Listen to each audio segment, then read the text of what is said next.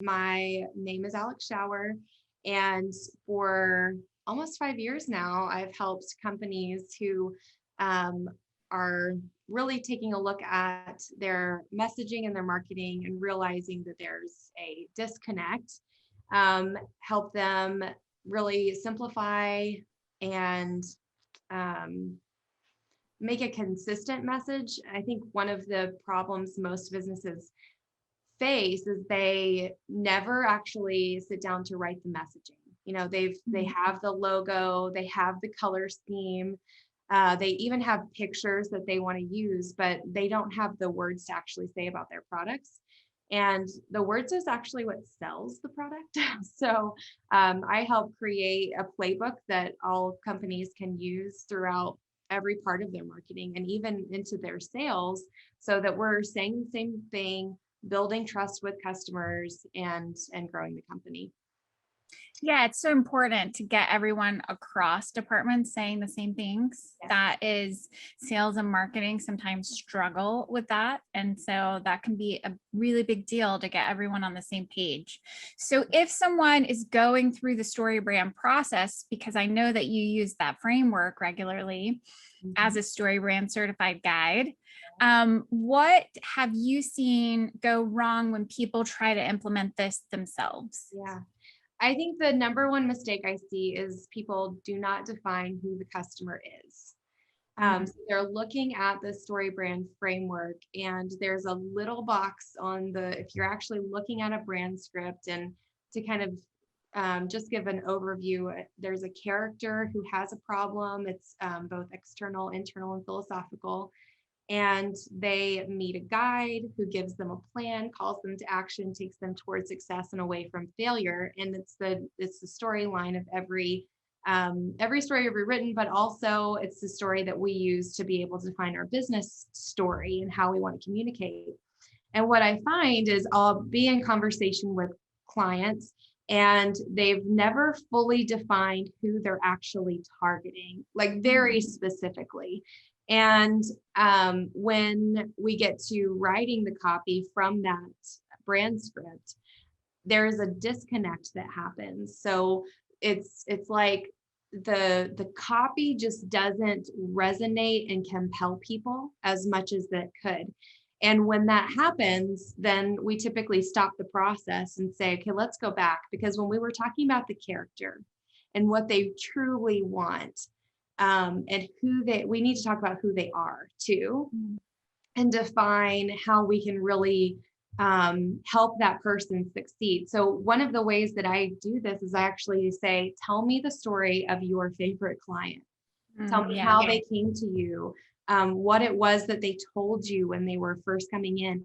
And they tell me the story about, Bob, and how he walked in, he was having this massive problem, and he had been working with this other company before, and they had failed him so badly, and they really needed help. And so he walks in and he said, it doesn't matter what it costs. I just need this problem solved. And they talk about why he, what kind of company he ran, and how he, just all the details of his life, like how he flew in from Texas to have this conversation with them. I mean, there's just so many nuances around the relationship with the company and that client. And when we got to the heart of it, and what it really did is I said, okay, let's write the brand script again, but let's write it for Bob instead of anyone else. Let's just talk about Bob. Let's talk about the problem he faced. And when you do that, when you make it so specific for the one customer that you love to work with, then you attract more of those one customers that you love to work with. We can attract people all day long with really good messaging, but we want to attract the people that you want to actually work with.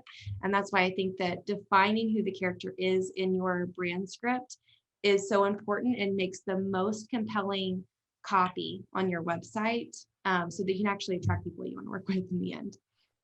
Yeah. And a lot of times I've worked with companies who say, but I am not trying to attract a person. I'm trying to attract a company. What would you say to them? There's always a person making the decision. Always. And my background is B2B, and so We have a manufacturing company, so we sell specifically to schools. And so, let's see, before we went through the StoryBrand process, we actually did not specifically talk to her on our website about schools, which sounds really dumb. Like now, looking at it, it's like, why didn't you do that?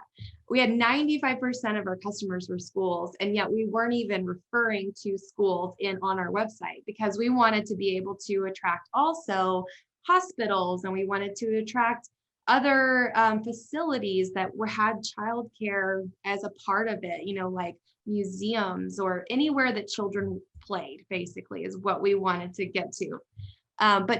But to be able to do that, we ended up diluting our message. And so instead of going niche and saying, really, we started in schools, 95% of our customers are schools, and we haven't even tapped the market, with millions of, we sell coat hooks sold, we still haven't tapped the market. And so we made the really hard decision that we're going to focus only on schools. Our website's written for school administrators and facility directors, those two people.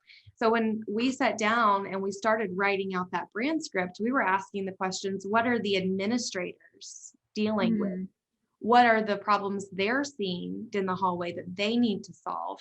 For the facility directors, we were saying, because these are the decision makers in the school, I'd love to talk to teachers, because talking to teachers is fun. But they don't all the time, they don't make the decisions on the type of equipment that's in the school. Typically, they don't choose what type of desks and chairs they have. And we fall in that type of category. And so there's always a person making a decision, and that's who you have to be talking to. When we did that on our website, when we made it super specific, we grew, and we use the entire StoryBrand framework on our website, grew 417% in online revenue. And that was it was a 4-month jump. I mean, it wasn't a long process to be able to do that. And then every year since, we've grown every single year based off of those changes that we've made. And we've been super specific on, we serve schools. Down the line, I believe we will be able to break into other industries as well. But until we're known in schools, I don't think that we can be known in hospitals. And the same is true for anyone who is sitting there thinking, yeah, but I serve these people and these people and these people. I would say start with one. Get known for something. Get known for it. Yes. Yeah. And be very specific.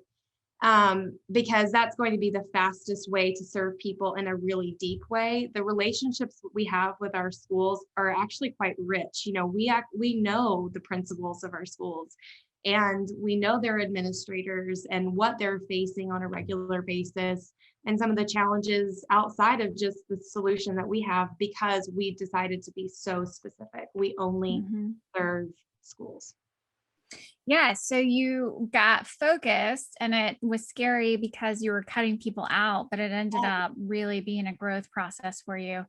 I do think a lot of times that the best StoryBrand guides out there have had failures and mistakes of their own that they've been able to learn from and bring to their clients. So it's really nice that you're willing to share vulnerably that you got it wrong first as well.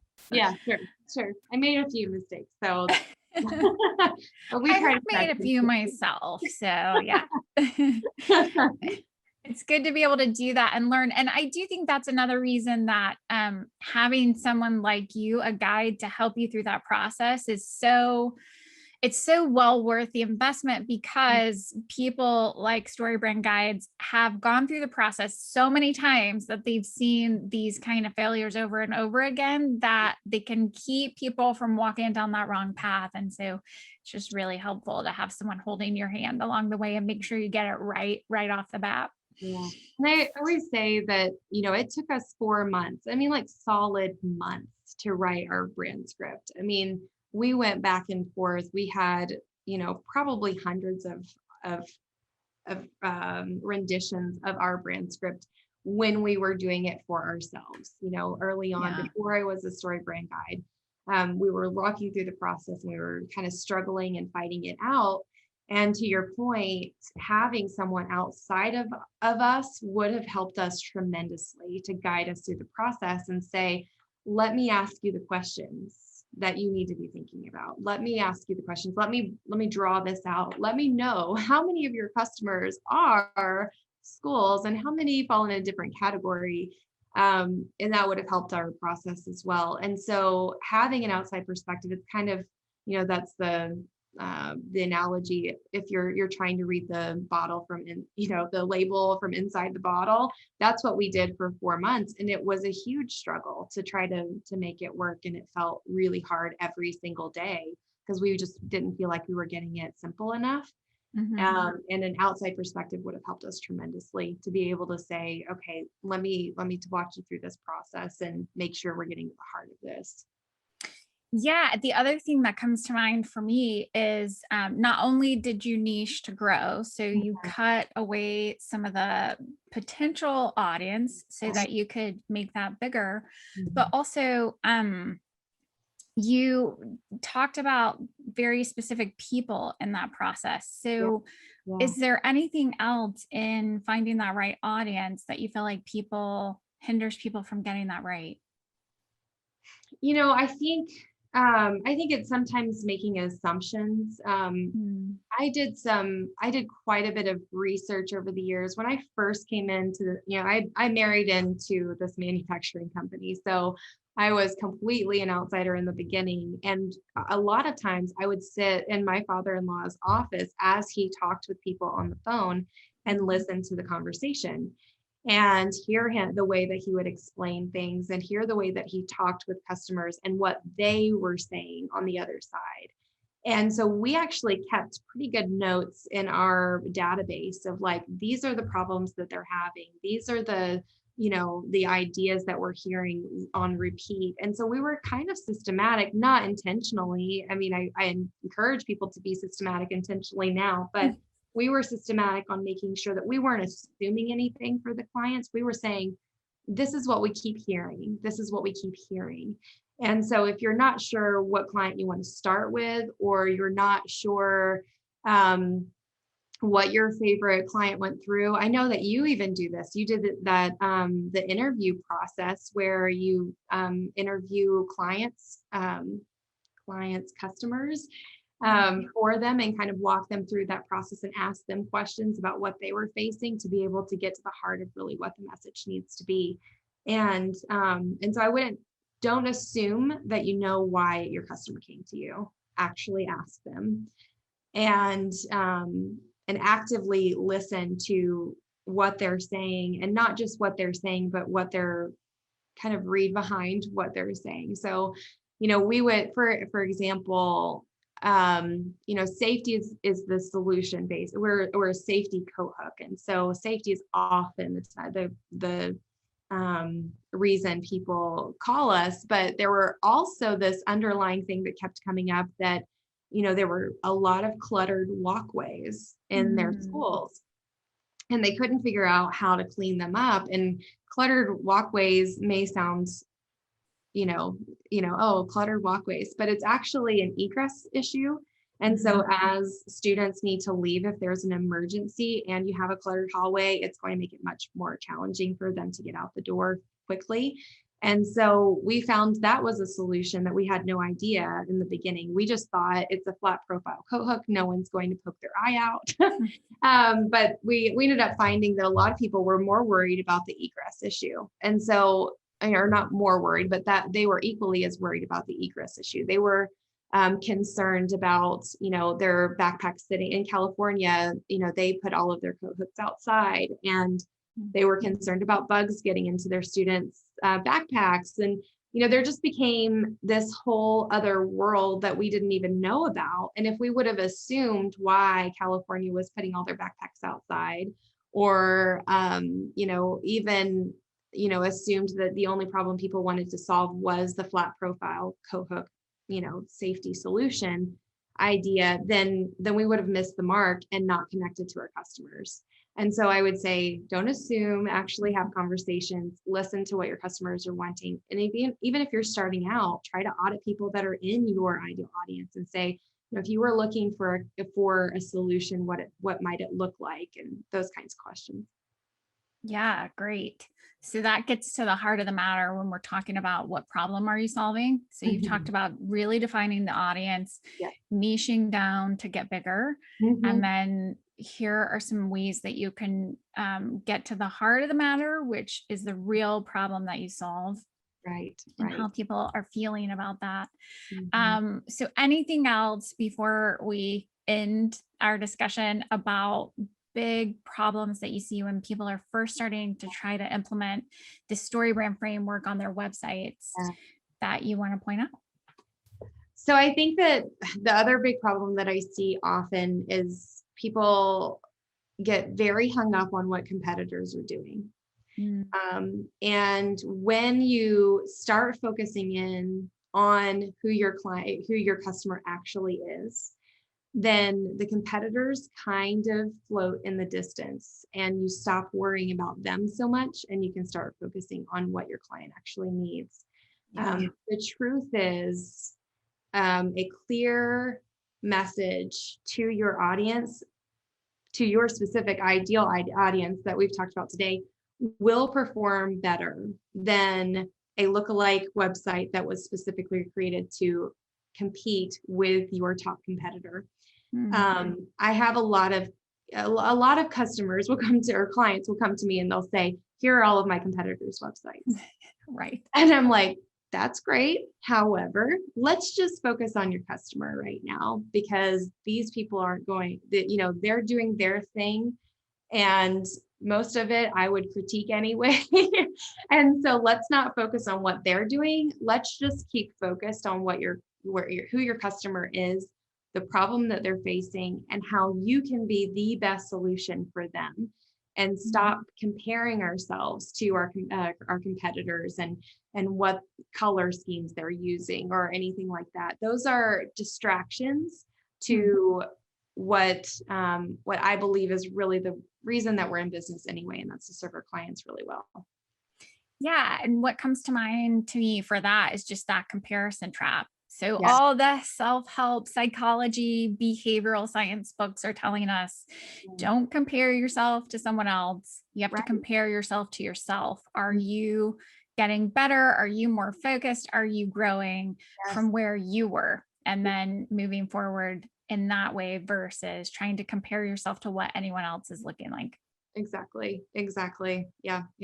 Focus on your customer and really define who they are, narrow down and just let them be your entire focus. And if they will, I guarantee you the brand script will flow together. The copy on the website will be compelling and attractive to a lot of people, and you'll be able to grow. So focus on your customer, listen to what they have to say, Yes, and compare yourself to yourself, not to anyone else. that's right. Exactly. Great. Okay, well, that will wrap us up for today. Do you want to say anything about if someone wants to do business with you, or any materials that you might have that you want to share with anyone? Yeah, so I actually wrote out what we did for our website on to increase revenue 417%. And that's available on my website at schauerco.com. My last name is spelled SCHAUERCO.com is my website. Awesome. So if anyone who is watching this video wants to learn how Alex and her family, before becoming a StoryBrand certified guide, increased their revenue by 417% using some of the tactics that we've talked about today, you can go to schauerco.com and download that case study. All right. Well, this has been perfect. Thank you so much for your time. I really appreciate it.